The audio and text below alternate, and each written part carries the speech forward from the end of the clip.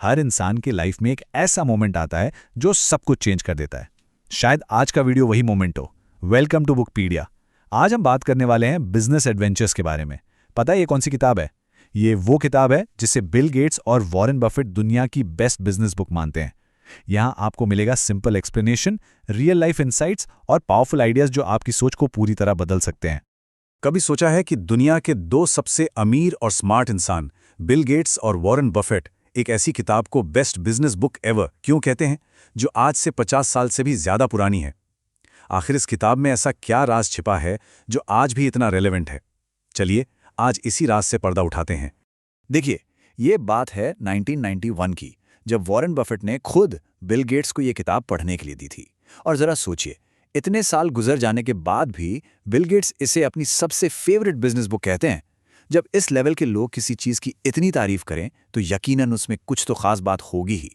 तो चलिए शुरू करते हैं एक ऐसी कहानी से, एक ऐसी कहानी जो एक परफेक्ट प्लान से शुरू हुई और इतिहास की सबसे बड़ी बिजनेस फेलियर्स में से एक बनकर खत्म हो गई। ये कहानी है फोर्ड एड्सल की। 1950 के दौर में फोर्ड कंपनी ने अपनी सपनों की कार दी एड्सल बनाने के लिए $250 मिलियन इन्वेस्ट किए थे। अगर आज के हिसाब से देखें ना, तो ये अरबों डॉलर्स होंगे। मतलब ये एक बहुत बहुत बड़ा दाव था। तो सवाल ये है कि इतनी रिसर्च, इतना पैसा, इतना बड़ा प्लान, आखिर गड़बड़ कहाँ हुई? हैरानी की बात यह है कि इस फेलियर के पीछे जो वजह थी वो बहुत ही इंसानी थी। देखिए, जब तक एड्सल मार्केट में आई ना, तब तक लोगों का टेस्ट ही बदल चुका था। अमेरिका अब बड़ी फैंसी गाड़ियों की जगह छोटी प्रैक्टिकल कार्स पसंद करने लगा था। ऊपर से कार का डिज़ाइन भी किसी को पसंद नहीं आया, उसमें टेक्निकल खराबियां भी थीं और लॉन्च का टाइम तो इतना गलत था क्योंकि देश में आर्थिक मंदी चल रही थी। फोर्ड एड्सल की कहानी से एक बात तो बिल्कुल साफ हो जाती है, सिर्फ डेटा, रिसर्च और पैसा सक्सेस की गारंटी नहीं दे सकते, क्योंकि बिजनेस आखिर में इंसानों से ही तो चलता है और इंसान वो तो हमेशा अनप्रिडिक्टेबल होते हैं। इसका मतलब हमारे लिए बिल्कुल साफ है, अपने करियर या बिजनेस में प्लान से ज्यादा फ्लेक्सिबिलिटी पर फोकस करना चाहिए। मार्केट को सुनो और बदलाव के लिए हमेशा तैयार रहो। अब चलते हैं हमारी दूसरी कहानी की तरफ। ये कहानी हमें ले जाती है 1950 के अमेरिका में, उस वक्त की corporate power house general electric के एक बहुत बड़े घोटाले तक। ये एक प्राइस फिक्सिंग स्कैंडल था। मतलब जब बड़ी बड़ी कंपनियां आपस में मिलकर चीजों के दाम तय कर लेती हैं ताकि ग्राहकों को उन्हें महंगा ही खरीदना पड़े। तो हुआ ये कि जीई के कई मैनेजर्स को गैरकानूनी तरीके से कीमतें तय करने के लिए दोषी पाया गया। लेकिन कंपनी के टॉप एग्जीक्यूटिव्स कैसे बच निकले? बहुत चालाकी से। उन्होंने सारा का सारा दोष कम्युनिकेशन एरर्स पर डाल दिया। कंपनी में एक कल्चर था जहां दो तरह की पॉलिसीज थीं। एक थी ऑफिशियल पॉलिसी, जो सीधे सीधे बताई जाती थी, और दूसरी थी इम्प्लाइड पॉलिसी, जो आप कह सकते हैं एक आंख मारकर या इशारे में समझाई जाती थी। और यहीं से एक बहुत इंपॉर्टेंट लेसन सामने आता है। जानबूझकर की गई अनक्लियर कम्युनिकेशन, यानी गोलमोल बातें करना, असल में लीडर्स के लिए जिम्मेदारी से बचने का एक हथियार होता है।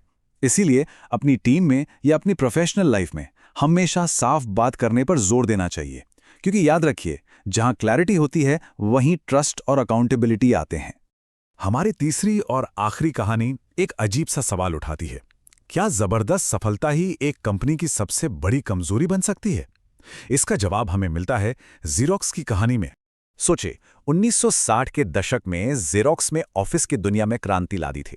उनकी फोटोकॉपियर मशीन इतनी रेवोल्यूशनरी थी कि ज़ेरॉक्स करना एक वर्ब बन गया, ठीक वैसे ही जैसे आज हम गूगल करना कहते हैं। लेकिन इस बेहिसाब सफलता के बाद कंपनी कंप्लेसेंट हो गई, मतलब आत्मसंतुष्ट हो गई। इनोवेशन बिल्कुल धीमा पड़ गया। और फिर क्या था? जल्द ही कॉम्पिटिटर्स ने उनसे बेहतर और सस्ती मशीनें बनाकर उन्हें बाजार से लगभग बाहर ही कर दिया। ज़ेरॉक्स की कहानी हमें एक कड़वा सच सिखाती है, सफलता कभी भी परमानेंट नहीं होती। जिस पल आपको ये लगने लगे कि आप सबसे ऊपर पहुंच गए हैं और आपने सीखना बंद कर दिया, बस समझ लीजिए कि आपका ग्रोथ वहीं रुक जाता है। इसलिए जब भी कोई कामयाबी मिले तो आराम से मत बैठिए, हमेशा ये सोचना जरूरी है, व्हाट्स नेक्स्ट। तो इन तीन अलग अलग कहानियों से, एक शानदार फेलियर की कहानी, एक कॉर्पोरेट घोटाले की कहानी और एक जीतकर हार जाने की दास्तां, हम आखिर में क्या सीख सकते हैं? इन तीनों कहानियों का जो निचोड़ है ना, वो एक ही है। बिजनेस सिर्फ नंबर्स, प्लान्स और डेटा का खेल नहीं है। ये असल में इंसानी फितरत का खेल है। हमारी उम्मीदें, हमारे डर, हमारी गलतियां और हमारा वो स्वभाव जिसका कोई अंदाजा नहीं लगाया जा सकता। और शायद यही वजह है कि 50 साल पुरानी ये कहानियां आज भी उतनी ही सच्ची और रेलेवेंट लगती हैं। तो इन बड़ी बड़ी कंपनीज के सबक को हम अपनी जिंदगी में कैसे उतार सकते हैं? इसके लिए एक सिंपल 3 पार्ट फॉर्मूला है। पहला, फ्लेक्सिबल बनिए, क्योंकि प्लान्स अक्सर फेल होते हैं, लेकिन जो अडैप्ट कर लेता है वो हमेशा जीतता है। दूसरा, हमेशा साफ साफ कम्युनिकेट करिए। गोलमोल बातें सिर्फ प्रॉब्लम्स पैदा करती हैं, जबकि क्लैरिटी ट्रस्ट बनाती है। और तीसरा, और सबसे जरूरी, हमेशा नया सीखते रहिए। याद रखिए, सफलता एक चैप्टर है, पूरी किताब नहीं। और ये सबक सिर्फ सीईओज के लिए नहीं है, ये हर स्टूडेंट, प्रोफेशनल और एंटरप्रेन्योर के लिए हैं। अगर आपको ये वीडियो वैल्यूबल लगा हो तो लाइक जरूर करें और ऐसे ही पावरफुल आइडियाज के लिए चैनल को सब्सक्राइब करें। और अगर आप अपनी थिंकिंग को नेक्स्ट लेवल पे ले जाना चाहते हैं तो स्क्रीन पर जो नेक्स्ट वीडियो आ रहा है उसे जरूर देखें। वहीं से आपका रियल ट्रांसफॉर्मेशन स्टार्ट होगा। मिलते हैं नेक्स्ट वीडियो में बुकपीडिया के साथ।